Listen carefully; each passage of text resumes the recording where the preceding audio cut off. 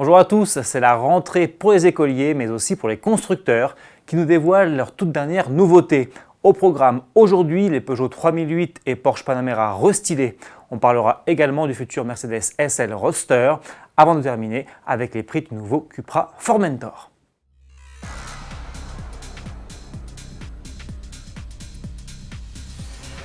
Vous l'attendiez sans doute avec impatience, et bien le voilà, le nouveau Peugeot 3008 fait son entrée. Lancé fin 2016, la deuxième génération du SUV a droit aujourd'hui à un restylage de mi-carrière. Objectif pour Peugeot, le rapprocher esthétiquement des nouvelles 508, 208 et 2008.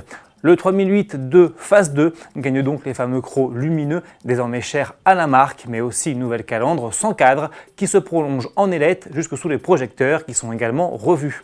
À l'arrière, les évolutions sont en revanche moins visibles, même si les feux désormais full LED ont été redessinés. Une fois à bord, on découvre un écran central tactile plus grand dont la taille passe de 8 à 10 pouces. Le petit volant, les touches piano et le combiné numérique de 12,3 pouces sont eux toujours de la partie. Même chose côté motorisation, on retrouve les deux mêmes essences de 130 et 180 chevaux ainsi que le diesel de 130 chevaux et deux versions hybrides rechargeables 2 et 4 roues motrices de respectivement 225 et 300 chevaux.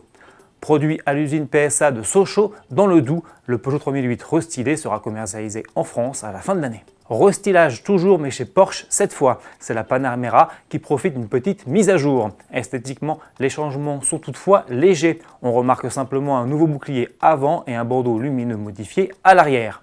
Les principales nouveautés se situent en fait sous le capot. Porsche lance en effet une nouvelle version Turbo S en remplacement de l'ancienne Turbo. Son bloc V8 4 litres biturbo offre 630 chevaux contre 550 chevaux pour la turbo. Le tout pour un 0 à 100 km/h avalé en seulement 3 secondes 1 et une vitesse de pointe de 315 km/h. Également au programme, une nouvelle Panamera 4S E hybride forte de 560 chevaux. Cette version hybride rechargeable voit son autonomie zéro émission progresser de 30% à 54 km. Dans le reste de la gamme, la version GTS gagne elle 20 chevaux pour désormais en développer 480. Pas de changement en revanche pour la version d'entrée de gamme Panamera 4, toujours proposée avec 330 chevaux. Du côté de Mercedes, c'est une nouvelle génération de SL Roadster qui se prépare. La preuve, le constructeur allemand vient de débuter les essais sur route ouverte. Vous avez sous les yeux une version de pré-production encore soigneusement dissimulée derrière un épais camouflage. Développé par AMG, le nouveau SL devrait largement s'inspirer de l'AMG GT en empruntant sa plateforme, mais aussi son moteur V8 4 litres biturbo. Patience toutefois, son lancement ne devrait pas intervenir avant 2021. On parle tarif pour finir. Proposé en pré-réservation depuis le mois de juillet, le Cupra Formentor est désormais disponible à la commande. Le premier modèle 100% inédit de Cupra est affiché à partir de 44 670 € avec le moteur essence 2 litres TSI de 310 chevaux. À ce tarif, le SUV dispose de séries de jontaillage de 19 pouces, de sièges baquets, du parc assist ou encore d'une suspension pilotée.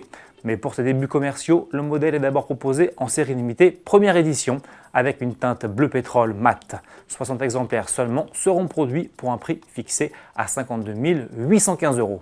Début 2021, le Formentor se déclinera aussi en version hybride rechargeable de 245 chevaux. Merci de nous avoir suivis. Rendez-vous la semaine prochaine pour découvrir tout un tas de nouveaux modèles et notamment la nouvelle Mercedes Classe S, le Skoda Enyaq et le Peugeot 5008 restylé. Salut!